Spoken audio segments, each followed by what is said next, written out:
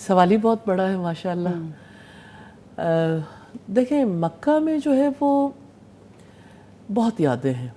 میں اگر کمپیریٹیولی دیکھنا چاہوں تو یعنی وہ ساری یادیں جن کا تعلق ابراہیم علیہ السلام اور ان کے گھرانے سے ہے،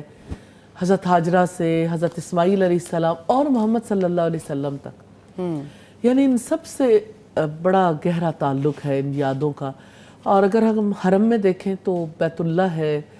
پھر زمزم ہے، پھر صفا مروہ ہے، اور اگر حرم سے باہر نکل کے ہم دیکھیں تو یعنی جیسے عرفات ہے، مزدلفہ، جمرات، بس سب کا تعلق تو ظاہر حج کے سارے مناسک وہیں ہوتے ہیں۔ بالکل۔ تو حج کے اعتبار سے تو مکہ کا پورا ماحول ہی ظاہر ہے کہ ایک بالکل ایک ڈیفرنٹ سیناریو ہوتا ہے نا حج کے دنوں میں خاص طور پہ، اور اللہ سبحانہ تعالیٰ کے گھر کا جو روب ہے وہ اپنی جگہ پر ہے، اور ایک اذان کی اللہ اکبر ہوتی ہے تو دل بالکل اور طرح سے ہو جاتے ہیں الحمدللہ۔ لیکن بیت اللہ کا طواف، بیت اللہ کے گرد گھومنا انسان کو کسی اور ماحول میں پہنچا دیتا ہے الحمدللہ۔ جبکہ ہم یہ دیکھتے ہیں کہ مدینہ میں ہم جب جاتے ہیں تو نیچرلی چاہے وہ حج سے پہلے جائیں یا حج سے بعد جائیں، ریاض الجنہ میں یا اسی طرح سے ارد گرد جو بھی یادیں ہیں،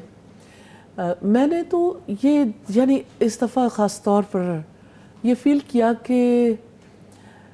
یہ وہ جگہ تھی مکہ جہاں ابراہیم علیہ السلام نے دعائیں کی تھی۔ نبی صلی اللہ علیہ وسلم نے فرمایا تھا کہ میں اپنے باپ ابراہیم علیہ السلام کی دعا ہوں۔ سبحان اللہ۔ تو مجھے مدینہ میں جو برکت محسوس ہوئی ابراہیم علیہ السلام کی دعاؤں کی، اور ظاہر ہے کہ نبی صلی اللہ علیہ وسلم سے جو محبت ہے، آپ سے ہم جہاں جہاں گئے، جہاں رہے، جو آپ کے یعنی جو وہاں پہ غزوات ہوئے، ارد گرد کے ماحول میں سب یادیں ہیں، لیکن سب اسلام کی ایک تاریخ ہے۔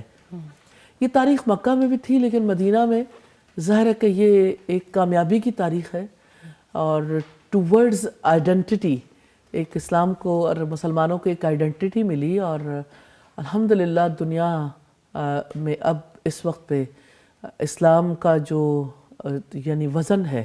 دوسرے مذہب کے مقابلے میں بہت زیادہ ہے، کیونکہ اللہ سبحانہ تعالیٰ کی کتاب مسلمانوں کے پاس ہی صحیح صورت میں موجود ہے، اور محمد صلی اللہ علیہ وسلم کی احادیث، تو ضابطہ حیات جو ہے وہ تو مسلمانوں ہی کے پاس ہے۔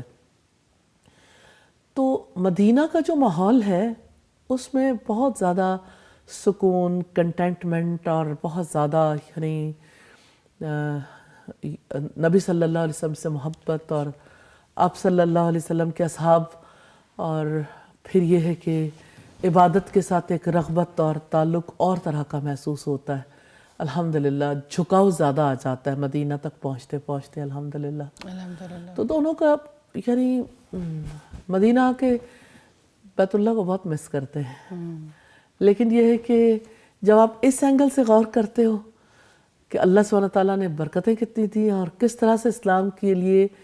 اور اس دین کے لیے نبی صلی اللہ علیہ وسلم نے، صحابہ کرام نے اور بعد والوں نے کوششیں کی، تو پھر بہت اچھا لگتا ہے۔